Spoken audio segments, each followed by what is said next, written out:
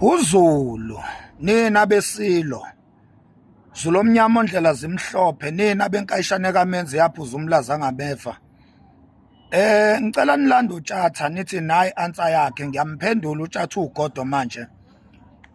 Ubekade etheni uTshatha ugodo makhanya uzumphendule na? Awubambe la. Ya njoba nubonile ke nina besilo umbuzo kaTshatha ugodo uthi uMax ungowayiphi indlu endlunkulu. Kwase kuba khona futhi omunye umbuzo womunye umuntu lapha ngezansi kombuzo kaTshatha othi uyini uMax endlunkulu na. Ngifuna uqale ngiphendule lo mbuzo ke kaTshatha ugodo. uMax ayikho indlu avela kuyo endlunkulu. uMax uqhamuka ebukhosini bakoMakhanya, ubukhosi bakaMakhanya endaweni yaseMbumbulu obakithi endlini. Ilapho ke la ngiqhamuka khona mina nguMax Makhanya. Ebese ngiphendula umbuzo ongezansi kwecomment yakho Tshata othi uyini uMax endlunkulu na.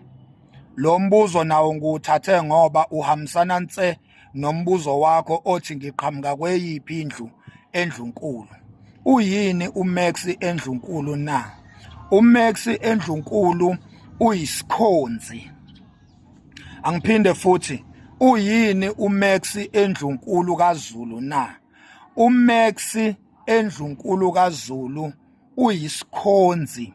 Uyakhonza uMax endlunkulu kaZulu. Uyaholwa endlunkulu kaZulu uMax. Ngamanye amazwi uMax ungaphansi kombuso wendlunkulu kaZulu. uMakhanya uyakhothama endlunkulu kaZulu. Uyileyo nto uMax uyisikhonzi endlunkulu. Uqhamuka endlini yakoMakhanya eMbumbulu, ubukhosi bakithi ngqo endlini. Ngizobe ke sengibheka futhi enye i-comment, follow up comment yakhe futhi uTshatha. Ebese ngiphinda futhi ngiyiphendula nayo. Awubambe la. Cha, makatazi idudla ekuthukeni inhlamba mfowethu ekuhlambalazeni ngenza i-public apology ngaxolisa. Uzokhumbula ukuthi phela ngesikhathi ngihlambalaza njengobusho nje angihlambalazanga isilo kuphela kodwa ngangihlambalaze noShembe unyazi lweZulu inkosi yamaNazaretha. Ngesikhathi sengenza i-public apology ngayenza kuyisilo ngaphinde ngayenza kuShembe. Leyo public apology yami yatrenda kakhulu, yabonwa yizwe lonke. La khona ngangixolisa khona ngilungisa iphutha njalo lokuhlambalaza. WeTshatha ugodo mfowethu, kunomahluko phakathi kokuhlambalaza nokudalula, lokho kubizwa kuthiwe phecelezi exposing.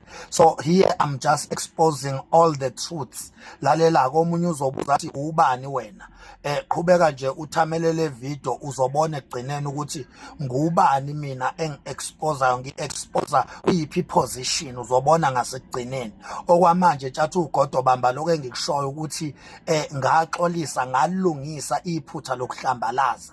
Engikwenzayo manje angihlambalazi, ngi-exposa iqiniso elifihlekile. Lalela ke, why ngi-exposa kanjena? Ngenzani njoba ngi-exposa nje? Mina kahle kahle angi-expose kodwa indlunkulu ya-exposayo. Njengamanje mina nje nginjengokhotha isithebe la kade kudla khona indlunkulu. Indlunkulu eya-exposa. Mina ngikhotha isithebe njengesikhonzi sasendlunkulu, njengekhathalela bukhosi noma ifela bukhosi. Ngikhotha isithebe ebekudla kuso abantwana basendlunkulu. Ilokho ke Tshata ekumele ukufake engqondweni futhi ukucubungule ukuthi mina ngubani futhi ngenzani.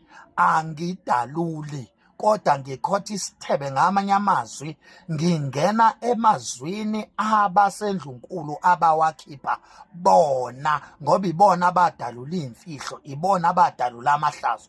Kuyekeke ukuthi namhlanje sona isilo ngqo esiyidalulayo siyazi expose. Ubonile sithuka udadewabo, wabona sithuka intombi yaso esasihlekisana nayo uSihle. Uyakwazi uyalandelela tjathu uGodo, awulandelela uzobona ukuthi siyazidalula kulezi insuku isilo. Kodwa nje bengifuna ukukuphendula kanjalo tjathu uGodo ukuthi mina angihlambalazi njengamanje, ngidalula iqiniso eladalulwa indlunkulu. Nginjengokhothi isithebe ebesikade sidlela indlunkulu. Ake ubukeke le video elandelayo khona uzobona ukuthi uma ngithi mina nginjengokhothi isithebe ebesikade sidlela indlunkulu ngikhuluma ngani. Konke engikukhulumayo kwakhulunywa yiyo ngqo indlunkulu kwi-public. Nazo-ke tjatha.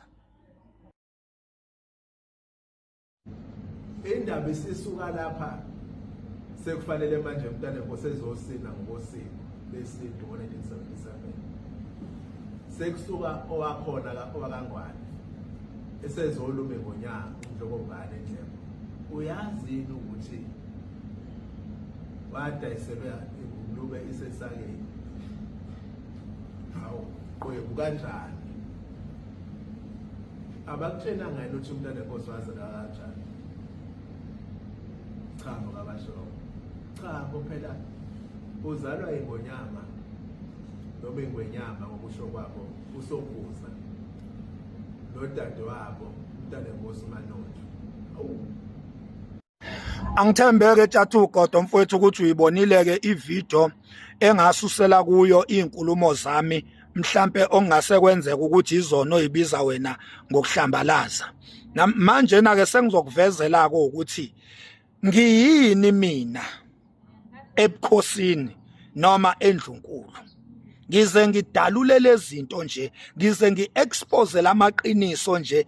Ngubani ke mina sengivezile ukuthi ngivelaphi, njengoba bewubuzile ukuthi ngivelaphi, ngivela kuyiphi indlu, sengikuvezile lo. Njengamanje sengikuvezela ke ukuthi ngiyini, ngiwubani. Kule video elandelayo uzophenduleka ukuthi mina ngiyifela bukhosi. Ifela bukhosi ke akubi umuntu waphakathi endlini yasendlunkulu.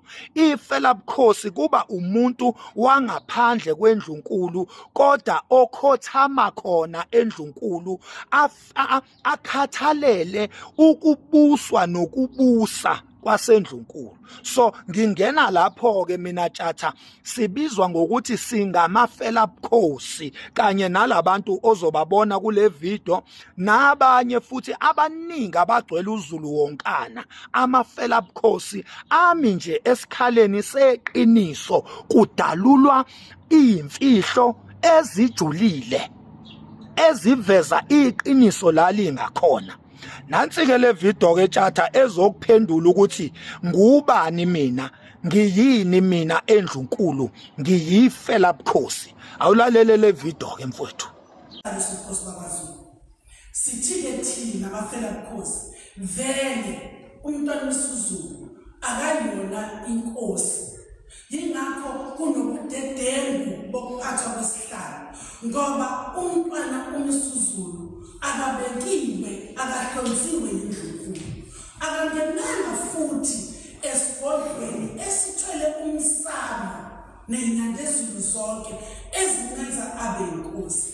Into yakhe yenziwa kuphi? eMabhida. Yingakho-ke mafela bukhosi alana ngekho la ngokwenyama. Kodwa Bese kuthi kamazwi wami okugcina ke kuwe tjatha kanye nabanye nje abafana nawe uthi ake nivuke emaqandeni, ake niyeke lento yokusupporta uThuvi, angisho nje kanjalo. Ake niyeke ukusupporta uThuvi tjatha uGodo. Ake nivuke, ake niphakame, ake niba amaqhawe. Ake niyeke lento yenu yokuthi nina nje nikezwe amahewa, kuthiwa kholelwani la, kuthiwa supportani lokhu, kuthiwa naku ninikwa amahewa. Ake nijule manje, ake nikhule ngokomqondo, ake nime esikhaleni seqiniso manje.